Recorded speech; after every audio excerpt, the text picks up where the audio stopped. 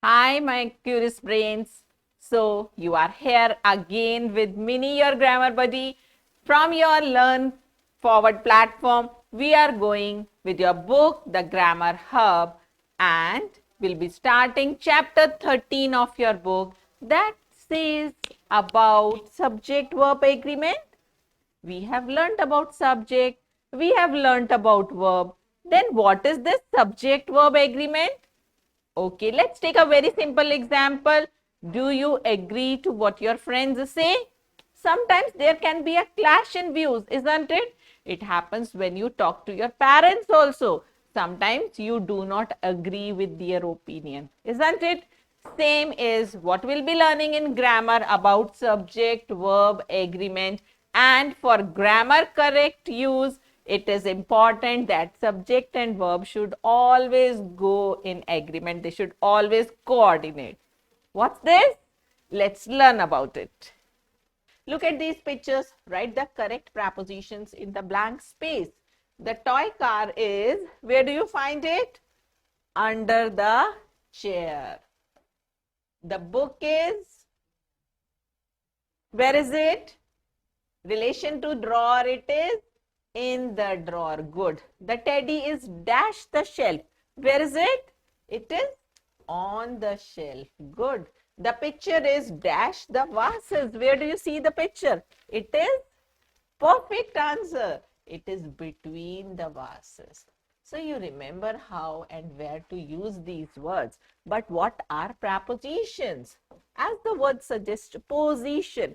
So preposition is a word that actually is placed between a noun, before a noun or a pronoun, and it shows its relation to some other word in the sentence, right?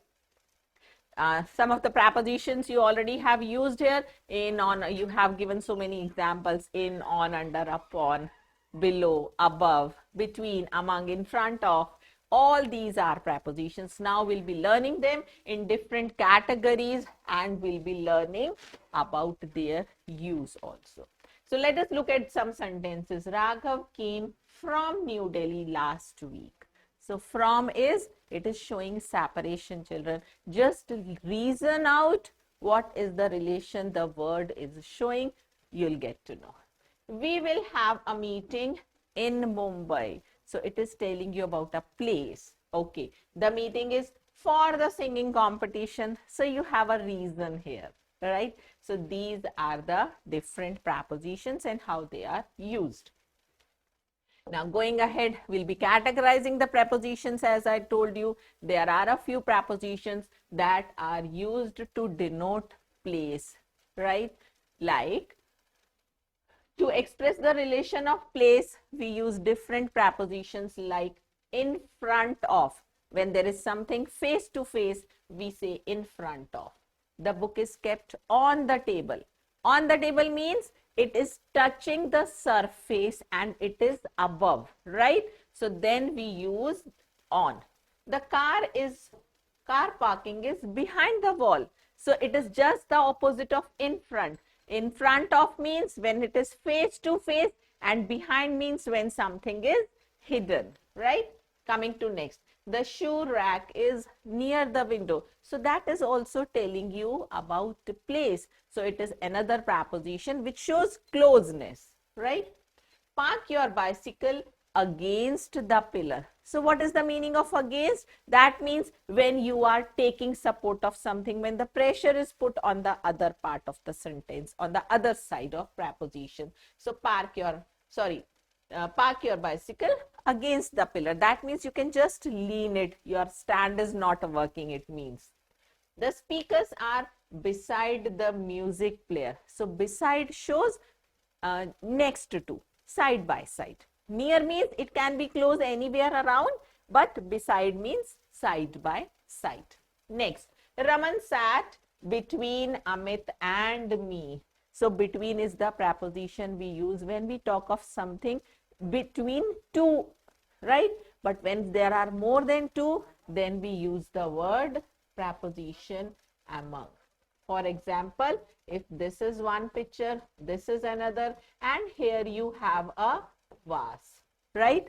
So when we are talking about to, we say this position is between. But suppose there is a teacher who is there with many students. So what will you say here? The teacher is, where is the teacher?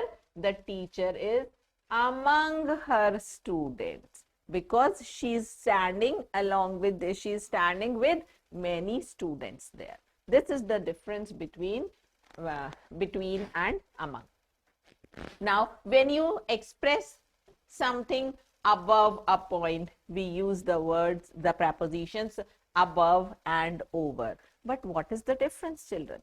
When we talk about over, it is just different from on also. I told you when we talk about and on, it means it is touching this surface. And when we talk about over, it means it is not touching the surface. For example, if I talk about a hat, where do you put the hat?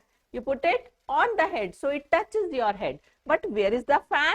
The fan is over the head. It does not touch your head, children. So there we use the relation over, right? The plane flew over the building, over the trees. So this shows that something is going at a higher level without touching.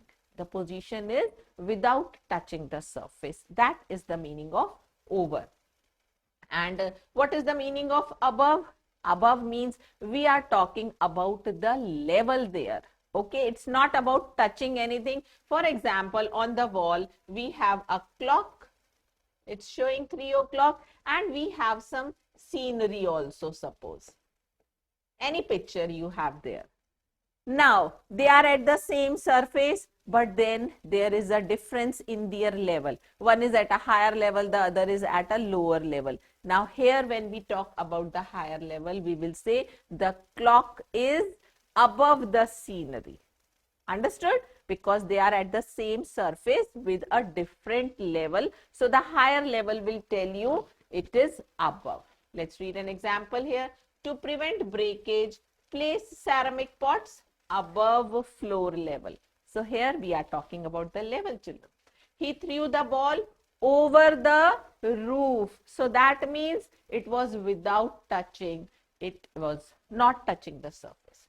Now, for expressing something below. So, below is just the opposite of above. Just like I showed this picture, I said the clock is above the picture, above the scenery. I can say the scenery is below the clock. That means the same. But here I am talking about the lower level, not the higher one. Understood? So, that is the difference, just the opposite of above. And when we talk about under, it is actually under the surface. Like we saw a picture, the toy car was under the chair. So that is just the opposite of on. Okay, you can even say I kept my keys under my pillow. So there it was at a level that is under. Coming to the next is a category of prepositions of time. So they denote time. They tell you about some movement, right? For example, when we talk about at shows a particular time. For example, if I ask you, at what time does your school start? What time do you go to school? You will say, I go to school at 7. So that is a particular time when you leave your home. That's the right time to reach school. 7:15 my school starts. So my school starts at 7:15 because it is a particular moment there, a fixed point. So at is used to designate precise or specific time, like at. Now when I'm saying at 7 o'clock, similarly I say at noon. We don't say at morning, at afternoon, but we say at noon. Why? Because noon means 12 o'clock. When the sun is at its peak, that is at a particular time, a specific time of the day. So we use at here. Same happens with night. We say at night, at noon, at midnight is again 12, right? When the day changes. So this is again showing a particular time. Sunrise is a movement. Then sunset is also a movement. for these also. Even for dawn and dusk. These are the two parts of the day, 2 points rather, dawn, dusk. So we use at with them also, remember. So when we are talking about a specific time, then we use at. Now, the next is at is used with certain major holidays also without the word day. What you have to remember is you will not use the word day here. Like there is a lot of celebration happening at Christmas. So Christmas is a festival, Diwali is a festival, but you don't have to use the day there. Don't say Christmas Day, right? At Christmas, not on Christmas. You don't even say at Christmas Day. Then it will be on Christmas Day.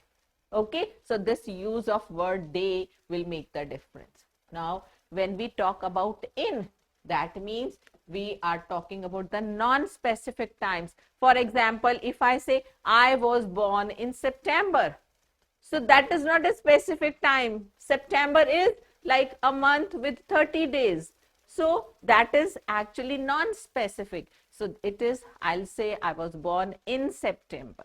And if I talk about the year also, I will mention it with in. Like my, we talk about centuries also. Then we will say, I was born in 20th century. So I'm talking about century. I am talking about 1983. I am talking about September. For all these, because these are non-specific, I will be using in. Got it?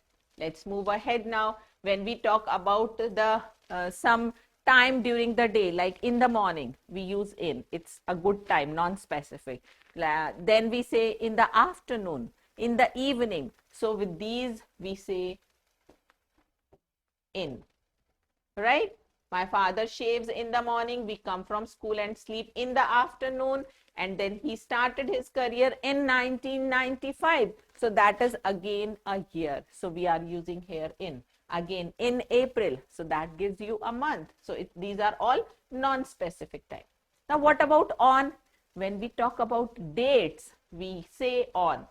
Like days. On Monday, on Tuesday. Then we talk about dates also. On 27th, on 15th of this month. Then we talk about days of the week also. Special days are there. If we talk about them, there also we use the word on. Her mother's flight arrives on Monday. That's the day of the week. We'll begin our journey on an auspicious day. So whatever that auspicious day is, but we are talking about a day here, we'll be using here on. The school will remain closed on Tuesday. Again, it's a weekday. The ship will leave the port on 25th December. So we are talking about a particular date here.